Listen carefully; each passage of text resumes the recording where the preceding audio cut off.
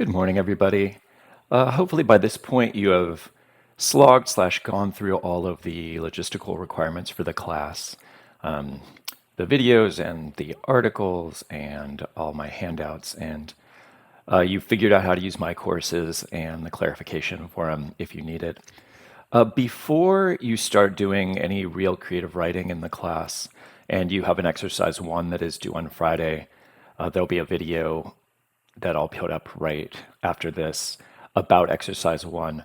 I wanted to talk to you a little bit about what kinds of writing we're going to be doing in this class and a little bit about what I do and why I do what I do. I think it's really important for you to understand a bit about where I'm coming from. I think that also kind of diffuses the magical line between teacher and student just a little bit.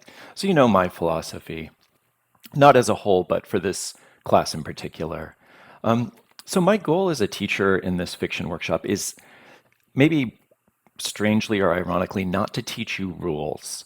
Creative writing is not a place where you learn things and you're done. There's lots of really terrible writing that follows the rules. Yes, the textbook gives you strategies, and when you read the textbook, I want you to think about those strategies and employ them.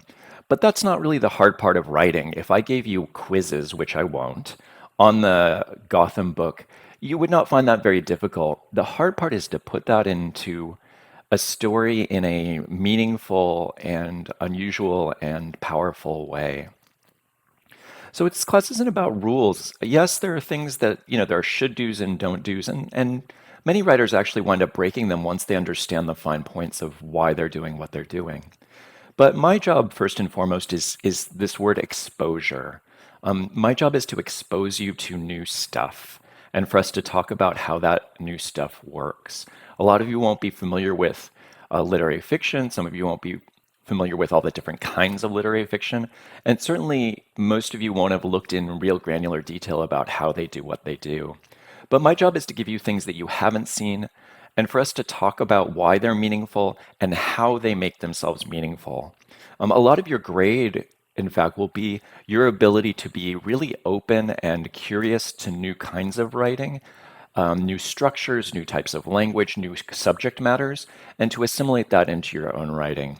This may not be a good analogy for you, but I liken it to somebody who will only eat pizza, and they may feel real good about only eating pizza. It may be safe, it may be comfortable, but my job is to give you a lot of different kinds of food so that you kind of open your palate. And then the next time you see something new, you're like, instead of being scared of it, you're like, that's great. I wonder what this can do. So number one is exposure. The other one, and this is a strange thing to say maybe, but it's that I want you to start getting you to think critically. You might not think that critical thinking is really in a creative writing class, but what I'm getting you to do in order to become a good writer or a better writer is to ask questions of the world, and ask you to start noticing the little details of the world. Stories and novels generally don't come out of big abstract questions like, what is love? They start from really small moments that get built out. Donna Tartt wrote The Secret History, and the genesis of that entire novel was that she saw a girl on a swing. And she started asking questions. And what she came up with was that that little girl was actually dead. She was a ghost. And this brought her to the entire novel that starts with a girl on a swing and a narrator that is a ghost telling her own story. But it started with that one detailed, precise image of a girl, I believe, wearing a red dress on a swing. So your job here and my job to help you is to ask questions of things and to be curious. In this respect, I really want you to get that journal because the journal allows you to be curious at all times and to just, I was going to say the word jobble, which is a combination of jot and cobble. Jobble. I want you to jobble down notes. You may not use them right away, but you may come back to them. Some may stick with you, and those may be what your stories turn into or come out of. This semester, I want to really focus on these kinds of concepts of imagination and creativity. What does that mean? Part of your grade, a good point, is on how imaginative, how creative you may be. Now, you may not say right now, oh, I'm not creative, I'm not imaginative. I'm talking about definitions of imagination and creativity. They're simply about asking questions about what you see and feel and read and smell in the world. It doesn't necessarily mean that you make up something fanciful. It's not necessarily about elves or vampires. It means putting people in situations they're not comfortable with and trying to figure out what their options are. It means asking why characters do things or where they come from. It means finding what John Gardner calls the inevitable and unexpected. It's the third thing. When you watch a movie about a football game, usually they win or they lose. I want you to get out of that binary thinking and to start imagining what are the other things that can happen. Or they might be both ands, for example. Now, this can be a character trait, an obsession, a plot twist, a way that language is used, the way that a narrator moves from scene to scene. But all of these, I want you to get out of binary thinking and easy thinking to imagine what is unexpected. Because that's how we actually move people. We rarely move people by doing something that they've seen 100 times before. In that note, imagination extends to the words we use and the structure that hold them. You may have great stories in your head or great ideas, but they may not be powerful to other people unless you can express them in interesting, precise language. There are very few right ways to use language. There are boring ways to use language. What I want you to think about as we move through this class is to imagine your use of language the way that you might imagine different kinds of art. What I mean by that is this. If I look through all of these works of art history, this one's 220 years old, it's Goya's 3rd of May, what you're going to see is that people are tackling different subject matter, but they're also using paint in very different ways. Some people use paint thickly, and it's sort of not particularly realistic. Yes, we can see the figures, but there's these broad strokes that are just kind of swathes of color. This is Gerhard Richter's Candle for those of you who are music people, and I am. This is also the cover to Sonic Youth's very important and one of my favorite albums of all time, Daydream Nation. This is actually a painting that is meant to look like a photograph, so it's hyper realistic. This is a Pollock. This is going for, this is really big, thick strokes of paint, and it doesn't really have a content per se. It has more of an emotion. It has movement. It has dynamicism. This is Frida Kahlo, and she's tapping into older Mexican traditions. She's tapping into feminist traditions. It's a self-portrait, but it's an imagination of a self-portrait of her as somebody different, painting with cropped hair. This also has a great social context. It has text on it. So what you're starting to see is that people paint in all kinds of different ways to get different effects. This is a Picasso, and this is some Cubist stuff. I believe this is a Dora Maar portrait. The idea behind Cubism, or one of them, being that you could get all different kinds of views on the same thing. So you could see things in this different ways, but the same thing, and get a more total picture. This is Kara Walker. She is a Black American artist who is working with subverting tropes of slavery, often through these large sort of cutouts. This is Felix Gonzalez Torres. You might see just about 1 million pieces of candy, but in context, this is very much about the AIDS pandemic in the late 80s and early 90s. This is Klaus Oldenburg. This is Florburger. It's a 4-foot-tall hamburger. So humor is important here. Materials are important here. Speaking of materials, this is Merritt Oppenheim's Object, Teacup in Fur. This is from 1936. This is a very famous surrealist object. Here, not only are we seeing an attention to materials again, but things that are juxtaposed, fur and teacup. Why am I showing you this stuff? I'm showing it because we take for granted that we can use artistic materials and paint in many different ways to prove many effects, but we don't think about language the same way. And when I'm talking about language, I'm talking about syntax, I'm talking about word choice, I'm talking about punctuation. So I want you to think about language as an open space that we can actually break sometimes, that we can subvert. Okay, that is my little art history lecture on that. Now, in that respect, your challenge is not to confirm what you already think is good literature, or even what should be literature. Your challenge is to take each story we look at, and with a kind of curiosity, just like you might look at a sea urchin in a tide pool, you ask, how does it work? You might touch it if it doesn't hurt you like sea urchins can. You might ask, how is it trying to change me? Because why write if you're not trying to change somebody, if only for a moment? Are they trying to use humor to give me a little levity? Are they trying to show me something that I've never seen before? Are they trying to put me in the shoes of somebody? How are they trying to make me a little bit uncomfortable so I can feel the uncomfortability that somebody else might feel? What can I learn from this? How could I write like this for my own ends? So your challenge is to allow yourself in the safe confines of this writing community to open up what you read and write beyond what we already know. Part of reading is to go beyond what we already know. And I think that we write in part for that same reason, so that we can give the gift of empathy and openness and putting knowledge in other people's shoes to other people. Okay, so that is not me. It doesn't look like me, but he's got crazy hair. That is Georges Perec. He was a French writer in the 60s, and he was partially responsible for a movement called the Oulipian movement, or Oulipo. The potential for the open, I forget my French, potential literature. His idea was this, that the way you breed creativity is not by giving somebody a sandbox, but by giving them constraints. So if you put rules on how you do things, you force people to actually become more creative because they can kind of push against the edges of what's possible. You're looking to see what's possible. The reason I bring this up is because we are going to be working on a very specific kind of writing in this class, and that's literary fiction. Now, if you look in the syllabus, I've given one definition of literary fiction. And this is the wiki term. In broad terms, literary fiction focuses more on style, psychological depth, and character. And I would add language as well. So this is what we're going to be working on this semester. And part of what you're going to be graded on is following the terms of this. We won't be writing pure genre fiction in any way.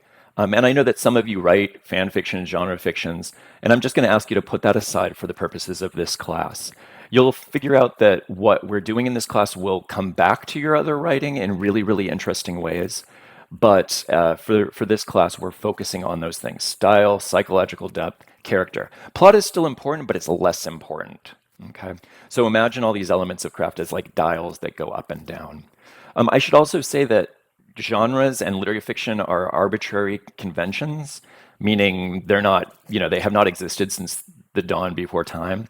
They come into play as social factors.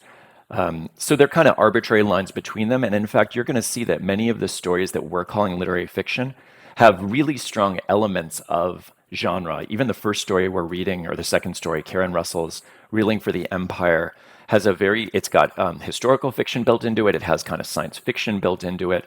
So you're going to see that everything is fluid. But we are always going to go back to this focus on style, depth, character, psychology. We're going to do it through stuff. We're not going to spend a lot of time analyzing things. That's where the details come into play. As examples, I brought two little details that you might not think of, and this is the precision of details that we'll be talking about through the class. This is, I don't know if any of you know what this is. Well, shout it out right now. This is actually an old-style urine capturing bottle, but I use it for my pencil shavings because I write with pencil. Why do I bring this up? Because you might not imagine that somebody's got this on their desk, but this is actually going to be something that really might help you write or learn about a character in interesting ways, much more than just saying a cup on their desk. A urine bottle with pencil shavings. It begs all kinds of questions. Why do they have it? How did they get the bottle? Why do they use pencil instead of pen? What are they writing? Are they, just gross? Do they have other things like this? And each question provides you more opportunity to answer other questions and really get into character and plot. The other one that I brought was something that I got as a child. I don't know if any of you went and saw this when you were kids, but you would buy these sort of these had a lot of rocks and the names of rocks. I got this, I believe, in Arizona somewhere. I am a native Californian. And now they're all gone, but it's just really kind of, to me, it still fascinates me because a lot of the rocks have been pulled off and it's messy and dirty. And I wonder, it makes me think, well, is there a scene there where can I create a fictional scene that takes place where they got this? Who's in the room? What kind of trip is it? And a story can come out of that. But the ways that we're going to be generating stories is through the stuff and the questions that stuff asks, how people look, those sorts of things.